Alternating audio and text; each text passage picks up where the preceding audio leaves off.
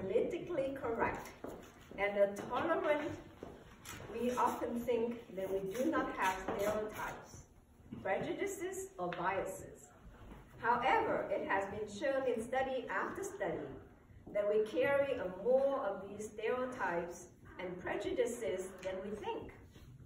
Our prejudices and stereotypes are still very much alive, but now hidden. Some researchers call this our blind spots. These are our hidden biases that we all carry on from a lifetime of experiences with social groups: age, gender, race, ethnicity, religion, social class, sexuality, disability status, or nationality. What are your hidden biases, and are you mindful of them? Please join me in welcome Michael Schwan. Hidden biases? Hidden biases? Michael Schwan.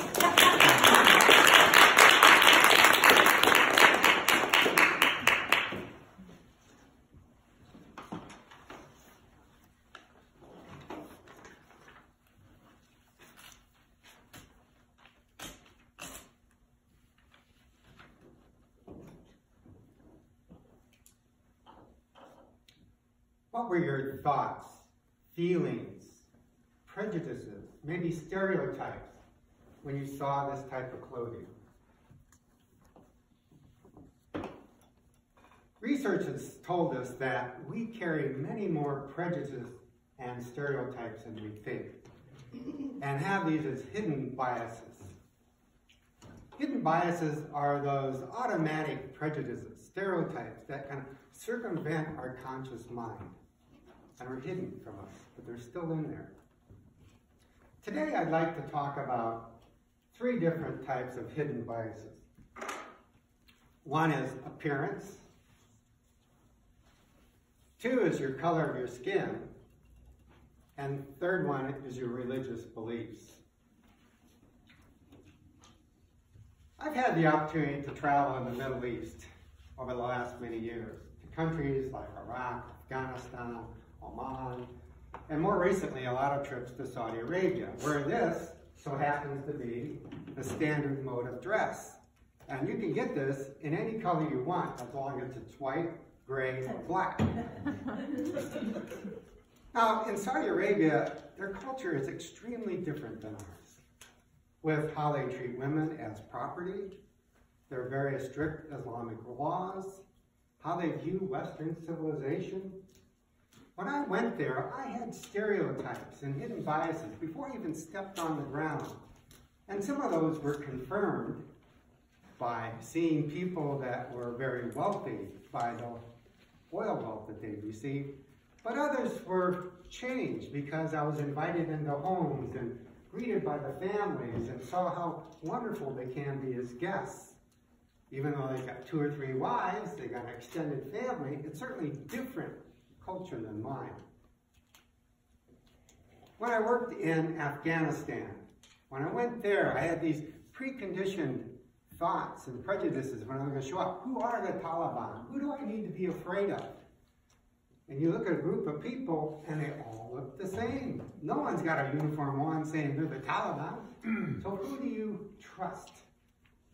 I couldn't trust anybody. And I noticed I was holding back from even engaging in certain people because of those hidden beliefs and fears that I had within myself.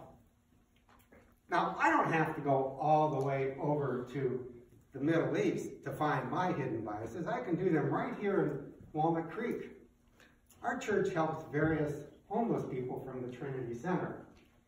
In a church one day, Johnny showed up, and Johnny's from the homeless shelter. He's this big guy.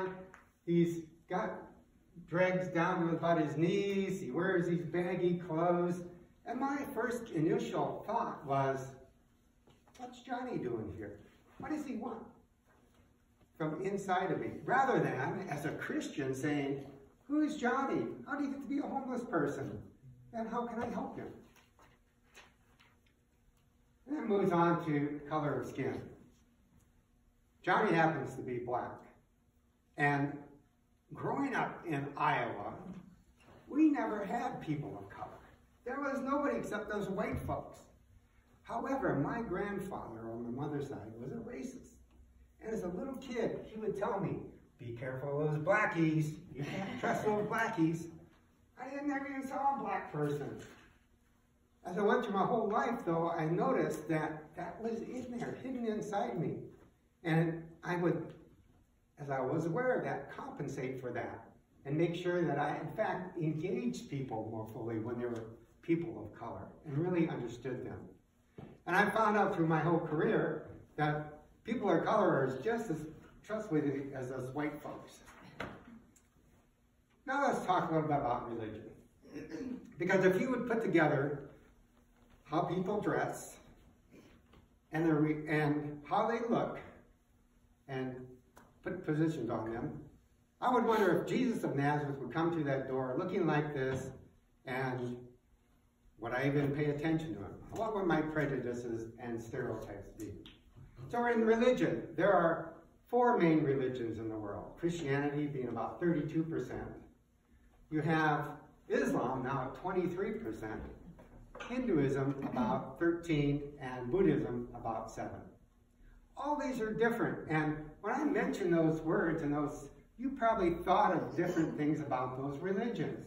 Pro or con, whatever. Those are kind of natural things. Growing up in Iowa again, we had one religion, but you would think it was 2. We were Christians, but in our community in Iowa, there were the Lutheran Christians and the Catholic Christians. And it always amazed me because we would get this talk about religious differences. I happened to be dating this young woman, Kathy Robinson, and she was a Catholic Christian. Somewhere along the process of dating her, my father said, don't get too serious, you know, we have religious differences. What? We're both Christian. How could this be? And the Bible says, love one another as Christ loved you. It didn't say, love one another for only those that specifically believe exactly as you do. Maybe that was in the subtext somewhere. I missed that. So I really want to encourage you to be mindful of your hidden biases. And you can do that by going online, Googling the Harvard Implicit Association Test. Real easy to do. You're going to find a laundry list of things you can go and determine your own bias. It takes about 10 minutes for each one, and it can either confirm or deny some of your internal biases. So the next time you meet somebody that is different than you are, and you kind of feel this coming up, be aware of it.